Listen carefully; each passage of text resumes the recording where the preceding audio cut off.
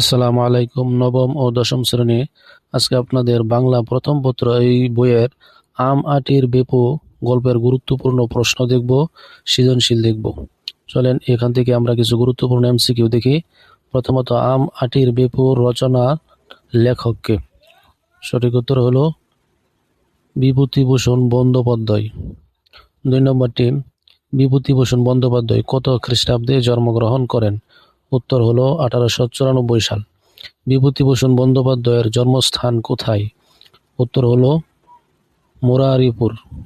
4 নম্বরটি দেখো, বিভূতিভূষণ বসু বন্দ্যোপাধ্যায় কোন কলেজ থেকে আইএ ও বিএ ডিগ্রি লাভ করেন? সঠিক উত্তর হলো দেখো রিপন কলেজ।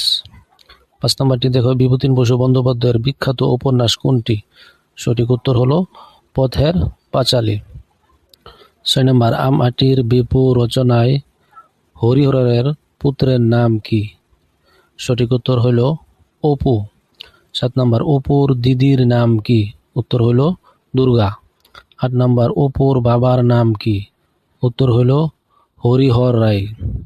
9 নম্বর, অপুর মায়ের নাম কি? উত্তর হইল সর্বজয়া। 10 নম্বরটি দেখি, অপু কোথায় বসে লিখছিল?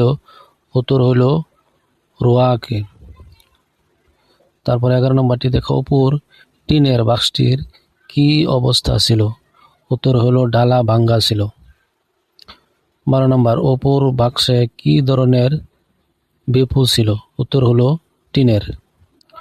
13 নম্বর, অপুর বাক্সের কড়িগুলো কোথা থেকে নেওয়া হয়েছিল?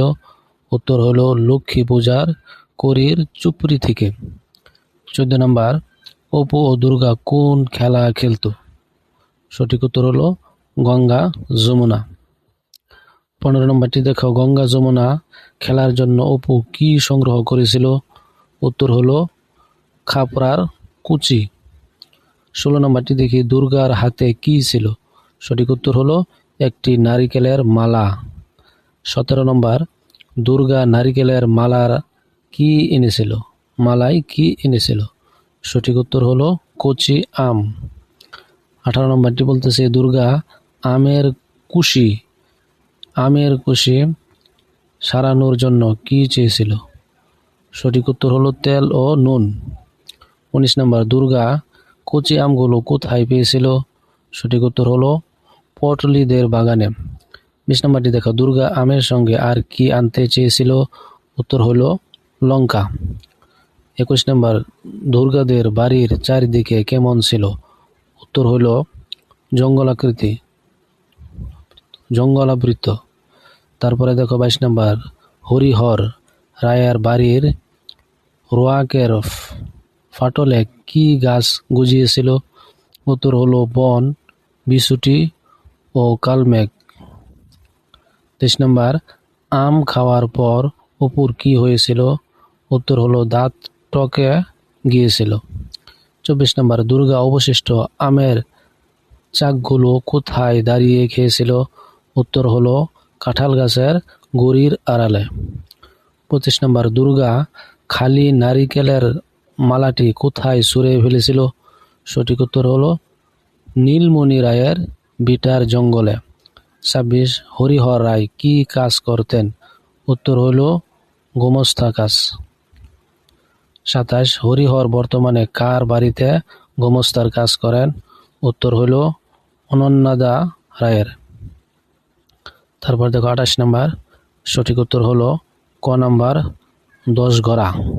29, এর সঠিক উত্তর হলো ছোট গ শুকনো ররা ফলের বিচি। তারপর দেখো 30 নম্বর, এর সঠিক উত্তর হলো ছোট গ নাম্বার।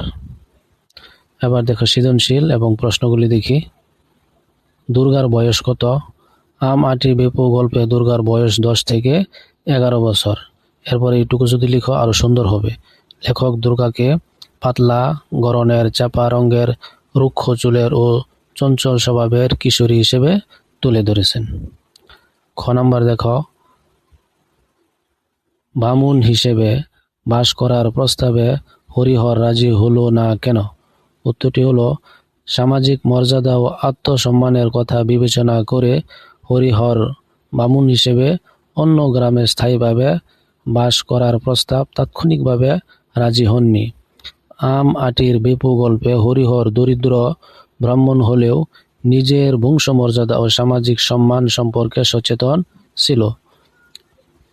দশগড়ার এক সচ্ছল ব্যক্তি তাকে তাদের গ্রামে গিয়ে বসবাস করার জন্য জায়গা জমি দেওয়ার প্রস্তাব দেয়, কিন্তু হরিহর মনে করেন প্রস্তাবের সঙ্গে সঙ্গে রাজি হয়ে গেলে লোকটি ভাবতে পারে যে সে তার আশ্রয়ের জন্য ব্যাকুল হয়ে আছে, এতে তার সামাজিক মর্যাদা ক্ষুণ্ণ হতে পারে। তাই সে বিষয়টি নিয়ে আগে মজুমদার মহাশয়ের সঙ্গে পরামর্শ করতে চায়। এভাবে লিখবে, অতএব দারিদ্র্য কষ্ট থাকলেও আত্মসম্মান ও সামাজিক মর্যাদা রক্ষার কারণে হরিহর প্রস্তাবটি সঙ্গে সঙ্গে গ্রহণ করেনি। তারপর দেখো ছোট গ নাম্বার, এই হলো উত্তর।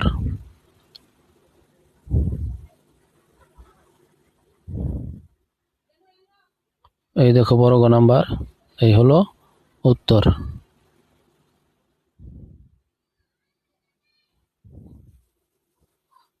আজকে এই পর্যন্তই, ধন্যবাদ।